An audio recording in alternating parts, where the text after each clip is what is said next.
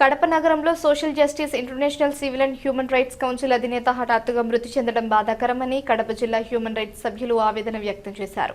కడప నగరంలో వారు ఆయనకు సంతాపం వ్యక్తం చేశారు. ఈ సందర్భంగా పలువురు మాట్లాడుతూ హ్యూమన్ రైట్స్ అధినేత ఎక్కడ ఒక చిన్న అవినీతి మచ్చ లేకుండా ఆయన దేశ విదేశాల్లో మన సంస్థను వ్యాపించేలా చేశారన్నారు.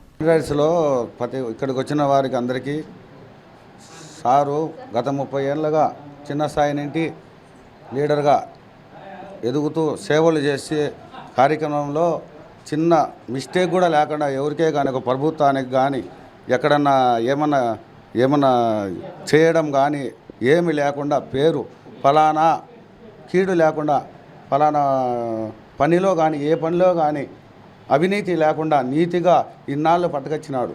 ఇన్నాళ్ళు దాన్ని మనము అదే స్థాయిలో ఇక్కడ ఉన్న వాళ్ళు పట్టుకొని పోయి అదే స్థాయిలో చేయాలని కోరుకుంటూ సెలవు తీసుకుంటాం. నమస్కారం, నా పేరు Sunkesula Badulla, Shah social justice for international civil and human rights AP standing committee సభ్యులు. ఈరోజు ఈ యొక్క కార్యక్రమం మన Shah social justice for international civil and human rights council వ్యవస్థాపక అధ్యక్షులు షా మహమ్మద్ గారు మరణించడం జరిగింది.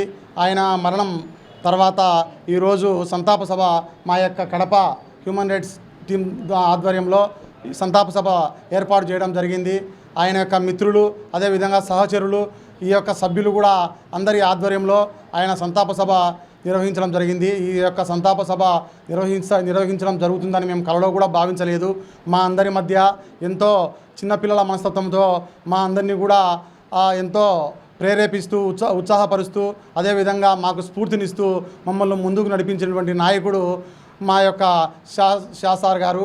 అదేవిధంగా ఆయన ఇక్కడ కడప స్థాయి నుంచి కూడా, కడప నగర స్థాయి నుంచి కూడా, అదేవిధంగా ఇంటర్నేషనల్ లెవెల్లో కూడా ఈ యొక్క ఆర్గనైజేషన్ను నేషనల్ లెవెల్లో తీసుకుపోవడం చాలా సంతోషించాల్సిన విషయం.